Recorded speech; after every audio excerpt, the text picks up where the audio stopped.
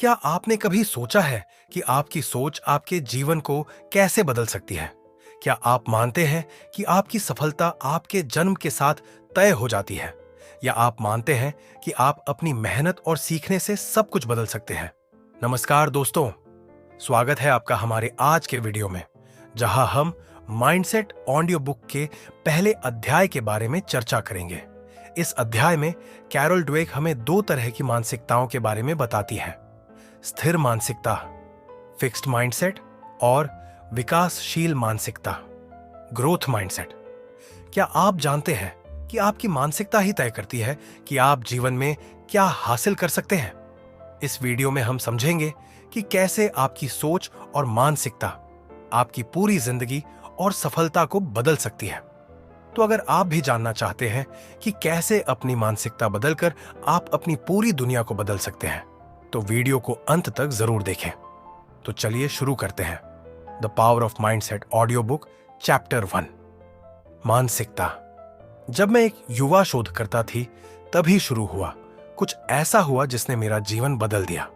मुझे यह समझने का जुनून था कि लोग असफलताओं का सामना कैसे करते हैं, और मैंने इसका अध्ययन करके यह देखने का फैसला किया कि कैसे छात्र कठिन समस्याओं से जूझते हैं।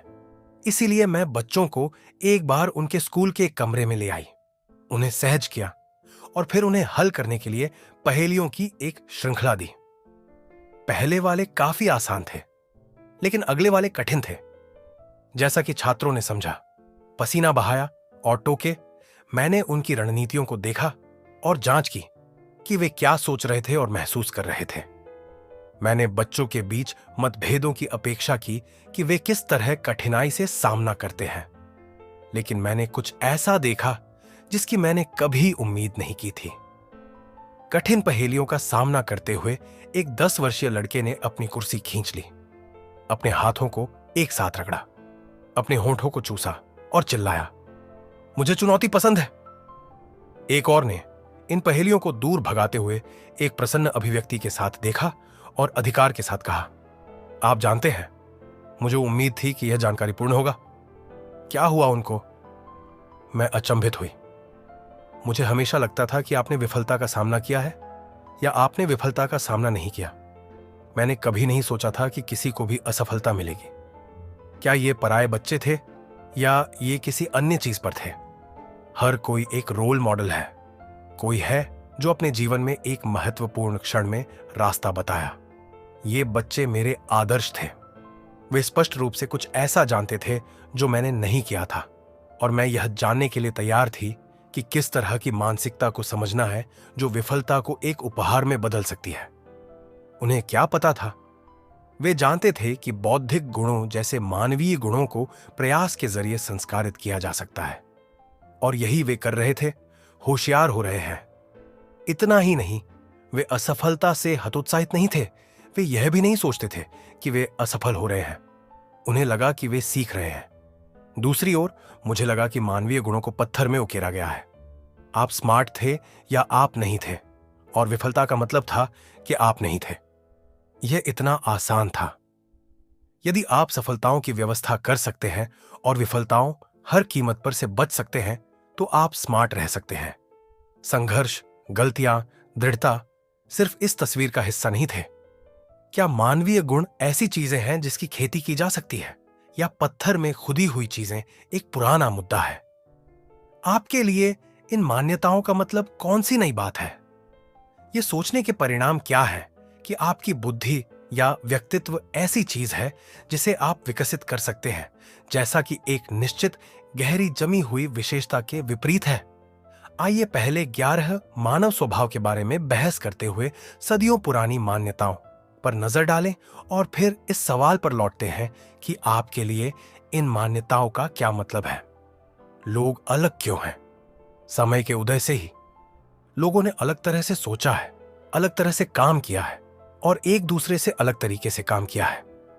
यह गारंटी दी गई थी कि कोई व्यक्ति यह सवाल पूछेगा कि लोग अलग अलग क्यों थे। कुछ लोग अधिक चालाक या अधिक नैतिक होते हैं, और क्या ऐसा कुछ था जो उन्हें स्थायी रूप से अलग बनाता था? विशेषज्ञों ने दोनों पक्षों को लाइन में खड़ा किया। कुछ ने दावा किया कि इन मतभेदों के लिए एक मजबूत भौतिक आधार था, जिससे वे अपरिहार्य और अटल हो गए।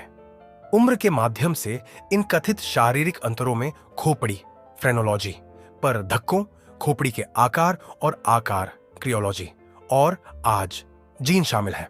दूसरों ने लोगों की पृष्ठभूमि बैकग्राउंड, अनुभवों, प्रशिक्षण या सीखने के तरीकों ने मजबूत अंतर की ओर इशारा किया। आपको यह जानकर आश्चर्य हो सकता है कि इस दृश्य का एक बड़ा चैंपियन आईक्यू टेस्ट के आविष्कारक अल्फ्रेड बिनेट था। क्या बुद्धि परीक्षण बच्चों की अपरिवर्तनीय बुद्धि को संक्षेप में प्रस्तुत करने के लिए नहीं था? वास्तव में नहीं। 20वीं शताब्दी की शुरुआत में पेरिस में काम करने वाले एक फ्रांसीसी व्यक्ति बिनेट ने इस परीक्षण को उन बच्चों की पहचान करने के लिए डिजाइन किया था जो पेरिस पब्लिक स्कूलों से प्रवीण नहीं थे, ताकि उन्हें वापस पटरी पर लाने के लिए नए शैक्षिक कार्यक्रम तैयार किए जा सकें। बच्चों की बुद्धि में व्यक्तिगत अंतर को नकारे बिना उनका मानना था कि शिक्षा और अभ्यास से बुद्धि में मूलभूत परिवर्तन आ सकते हैं। कौन सही है? आज अधिकांश विशेषज्ञ सहमत हैं कि यह सही है या तो नहीं है। यह प्रकृति या पोषण, जीन या पर्यावरण नहीं है, पर गर्भाधान से दोनों के बीच एक निरंतर देना और लेना है। वास्तव में एक प्रसिद्ध न्यूरोसाइंटिस्ट गिलबर्ट गॉटलीब के रूप में यह कहते हैं कि न केवल जीन और पर्यावरण सहयोग करते हैं जैसा कि हम विकसित करते हैं, बल्कि जीन को ठीक से काम करने के लिए पर्यावरण से इनपुट की आवश्यकता होती है।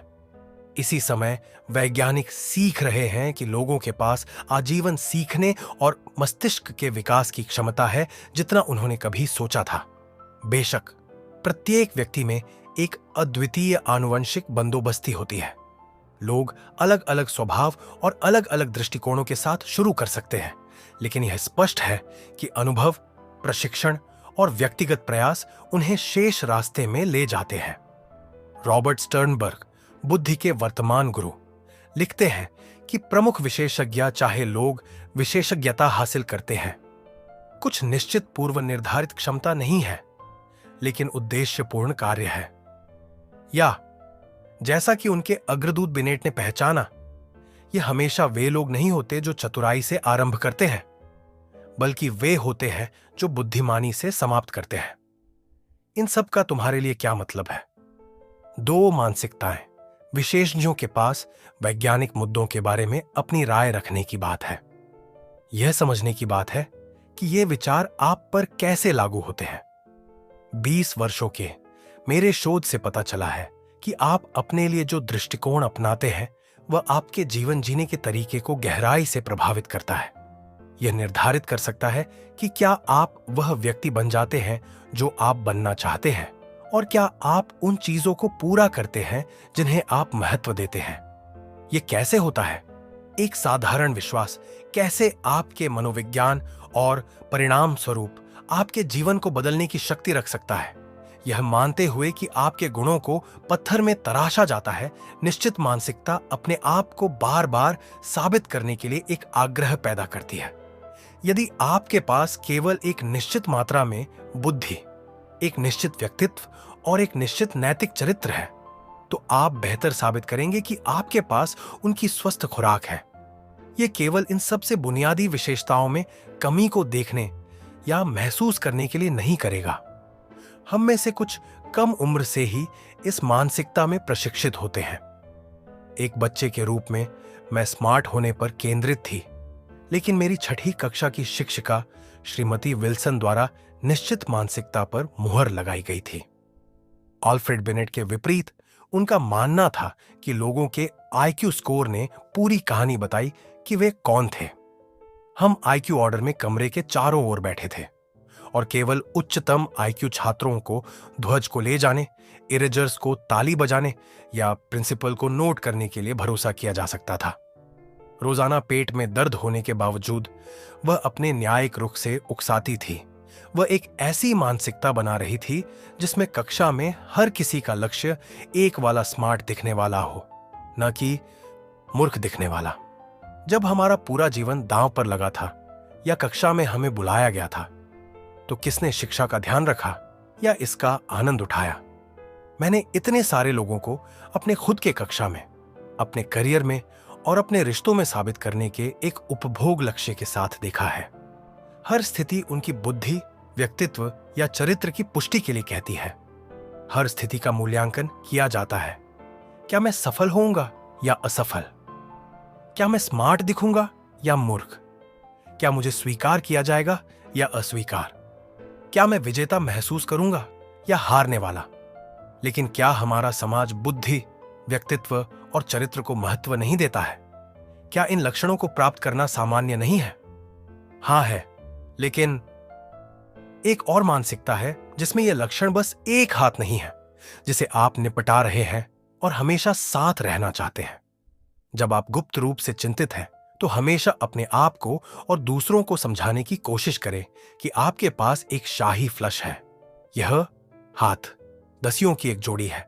इस मानसिकता में जिस हाथ को आप निपटा रहे हैं, वह सिर्फ विकास के लिए शुरुआती बिंदु है। यह विकास की मानसिकता इस विश्वास पर आधारित है कि आपके मूल गुण वे चीजें हैं जिन्हें आप अपने प्रयासों के माध्यम से विकसित कर सकते हैं। यद्यपि लोग हर तरह से भिन्न हो सकते हैं, अपनी प्रारंभिक प्रतिभाओं और अभिरुचियों, रुचियों या स्वभाव में हर कोई आवेदन और अनुभव के माध्यम से बदल और बढ़ सकता है। क्या इस मानसिकता वाले लोग मानते हैं कि कोई भी कुछ भी हो सकता है, कि उचित प्रेरणा या शिक्षा वाला कोई भी व्यक्ति आइंस्टीन या बीथोवेन बन सकता है? नहीं, लेकिन उनका मानना है कि किसी व्यक्ति की वास्तविक क्षमता अज्ञात और अनजानी है। यह असंभव है कि जुनून, परिश्रम और प्रशिक्षण के वर्षों के साथ क्या पूरा किया जा सकता है। क्या आप जानते हैं कि डार्विन और टॉलस्टॉय को सामान्य बच्चा माना जाता था? उस बेन होगन को, जो अब तक के सबसे महान गोल्फरों में से एक थे, एक बच्चे के रूप में पूरी तरह से अनधिकृत और गंभीर थे। वह फोटोग्राफर सिंडी शर्मन, जो 20वीं शताब्दी के सबसे महत्वपूर्ण कलाकारों की लगभग हर सूची में रहा है, उसने अपना पहला फोटोग्राफी पाठ्यक्रम विफल कर दिया। उस गैराल्डिन पेज, जो हमारी सबसे बड़ी अभिनेत्रियों में से एक थी, को सलाह दी गई कि वह इसे प्रतिभा की कमी के लिए छोड़ दे। आप देख सकते हैं कि पोषित गुणों के बारे में विश्वास कैसे विकसित हो सकता है। जब आप बेहतर हो रहे हो तो आप कितना समय बर्बाद कर रहे हैं, यह साबित करने में समय क्यों बर्बाद होता है? उन पर काबू पाने के बजाय कमियों को क्यों छिपाएं? ऐसे दोस्तों या साझेदारों की तलाश क्यों करें जो सिर्फ आपके आत्मसम्मान को बचाएंगे, जो आपको बढ़ने के लिए चुनौती देंगे? और क्यों कोशिश की और सच्चे की तलाश करें बजाय अनुभवों के जो आपको खींचेगा? अपने आप को स्ट्रेच करने और इसके साथ चिपके रहने का जुनून, यहां तक कि या विशेष रूप से जब यह अच्छी तरह से नहीं चल रहा है, तो विकास की मानसिकता की पहचान है। यह वह मानसिकता है जो लोगों को अपने जीवन में सबसे चुनौतीपूर्ण समय के दौरान पनपने की अनुमति देती है। दो मानसिकताओं से एक दृश्य आपको यह समझने का एक बेहतर तरीका है कि दो मानसिकताएं कैसे काम करती हैं। कल्पना कीजिए, जैसा कि आप कर सकते हैं कि आप एक युवा वयस्क हैं जो वास्तव में बुरे दिन से गुजर रहा है। एक दिन आप एक ऐसी कक्षा में जाते हैं जो वास्तव में आपके लिए महत्वपूर्ण है और आपको बहुत पसंद है। प्राध्यापक मिड टर्म पेपर को कक्षा में लौटाते हैं। आपको एक C+ मिला। आप बहुत निराश हैं। उस शाम को अपने घर के रास्ते पर आप पाते हैं कि आपने पार्किंग का जुर्माना टिकट प्राप्त कर लिया है। वास्तव में निराश होने के कारण आप अपने अनुभव को साझा करने के लिए अपने सबसे अच्छे दोस्त को बुलाते हैं, लेकिन उसने अभी ब्रश नहीं किया है। तुम क्या सोचते हो? आप क्या महसूस करेंगे? तुम क्या करोगे? जब मैंने लोगों से तय मानसिकता के साथ पूछा तो उन्होंने यही कहा, मैं अस्वीकार की तरह महसूस करूंगा। मैं कुल विफलता है। मैं बेवकूफ हूं। मैं हारा हुआ हूं। मैं बेकार और मूर्ख हूं। हर कोई मुझसे बेहतर है। मैं नीच हूं। दूसरे शब्दों में, वे देखेंगे कि उनकी योग्यता और मूल्य के प्रत्यक्ष माप के रूप में क्या हुआ। यह वही है जो वे अपने जीवन के बारे में सोचते हैं। मेरा जीवन दयनीय है। मेरी कोई जिंदगी नहीं है। कोई भी मुझे पसंद नहीं करता है। दुनिया मुझे पाने के लिए बाहर है। कोई मुझे नष्ट करने के लिए बाहर है। कोई भी मुझसे प्यार नहीं करता, हर कोई मुझसे नफरत करता है।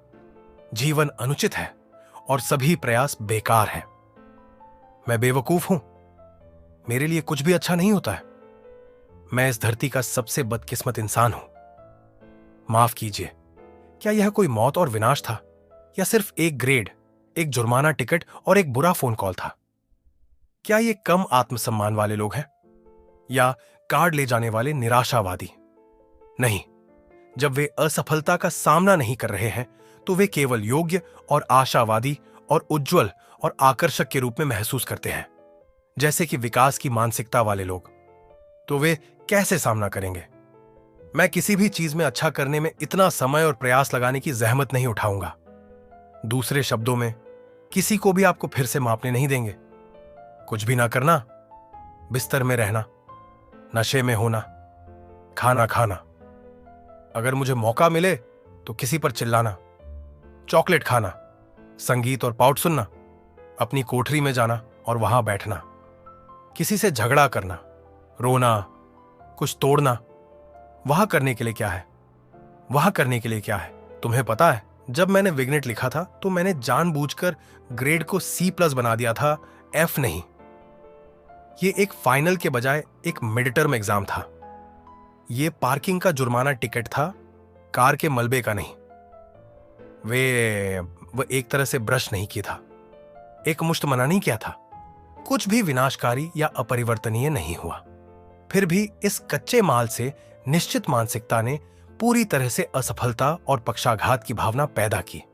जब मैंने विकास की मानसिकता वाले लोगों को एक ही शब्द चित्र दिया, तो यहां उन्होंने जो कहा वह है, वे सोचेंगे, मुझे कक्षा में कठिन प्रयास करने की आवश्यकता है, कार को पार्क करते समय अधिक सावधान रहना है, और आश्चर्य हो सकता है कि शायद मेरे दोस्त का दिन खराब था। C+ मुझे बताएगा कि मुझे कक्षा में बहुत कठिन काम करना होगा, लेकिन मेरे पास बाकी सेमेस्टर मेरे ग्रेड को A+ खींचने के लिए अब भी है। इस तरह कई और भी मेरी तरह थे, लेकिन मुझे लगता है कि आपको यह विचार मिलता है। अब वे कैसे सामना करेंगे? सीधे, मैं उस कक्षा में अपने अगले परीक्षण के लिए कठिन अध्ययन या अलग तरीके से अध्ययन के बारे में सोचना शुरू करता हूं। मैं टिकट का भुगतान करूंगा, और अगली बार जब हम बोलेंगे तो मैं अपने सबसे अच्छे दोस्त के साथ काम करूंगा। मैं देखूंगा कि मेरी परीक्षा में क्या गलत था। बेहतर करने का संकल्प लें, अपने पार्किंग टिकट का भुगतान करें, और अपने दोस्त को फोन करके बताएं कि मैं एक दिन पहले परेशान था। मैं अगले पेपर पर कड़ी मेहनत करूंगा, शिक्षक से बात करूंगा, अधिक सावधान रहूंगा जहां मैं टिकट पार्क करूं या चुनाव लड़ूं, और पता करूंगा कि मेरे दोस्त के साथ क्या गलत है। आप एक मानसिकता या दूसरे को परेशान होने की जरूरत नहीं है। कौन नहीं होगा? एक खराब ग्रेड या दोस्त से झिड़की या किसी से प्यार जैसी चीजें, ये कोई मजेदार घटना नहीं होना। कोई भी उनके होठों को स्वाद के साथ स्मूच नहीं कर रहा था। फिर भी विकास की मानसिकता वाले लोग खुद को लेबल नहीं कर रहे थे और अपने हाथों को फेंक रहे थे। भले ही वे व्यथित महसूस करते थे, वे जोखिम उठाने, चुनौतियों का सामना करने और उन पर काम करने के लिए तैयार थे। तो नया क्या है? क्या यह ऐसा उपन्यास विचार है? हमारे पास बहुत सी बातें हैं जो जोखिम के महत्व और दृढ़ता की शक्ति पर जोर देती है, जैसे कुछ भी नहीं प्राप्त किया, और यदि पहली बार में आप सफल नहीं होते हैं तो प्रयास करें, फिर से प्रयास करें, या रोम एक दिन में निर्मित नहीं हुआ था।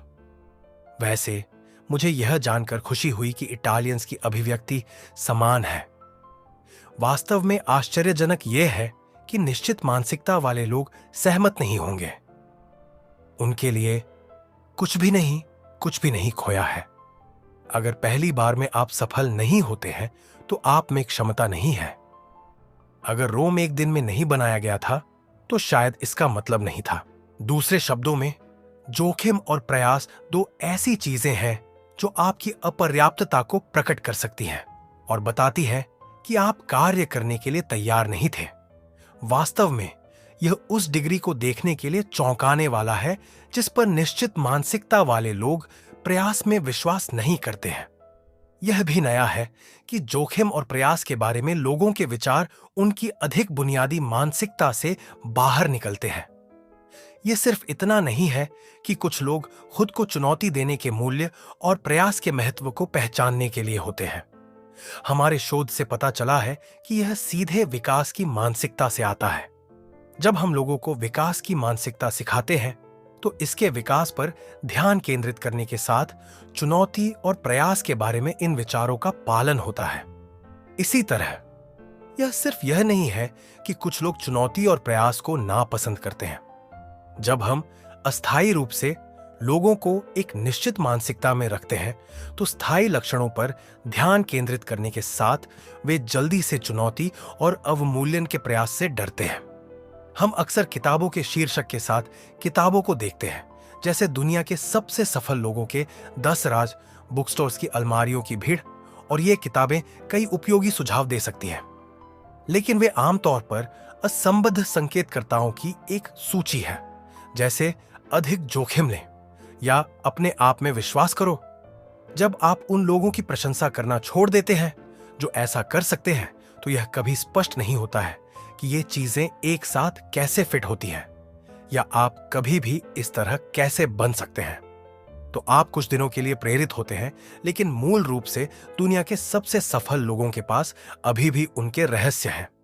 इसके बजाय जैसा कि आप निश्चित और विकास मानसिकता को समझना शुरू करते हैं, आप ठीक से देखेंगे कि कैसे एक चीज दूसरे की ओर जाती है, कैसे एक विश्वास है जो आपके गुणों को पत्थर में तराश आता है, विचारों और कार्यों की मेजबानी करता है, और कैसे एक विश्वास है जो आपके गुणों को विकसित कर सकता है, विभिन्न विचारों और कार्यों के एक मेजबान की ओर जाता है, आपको पूरी तरह से अलग रास्ते पर ले जाता है।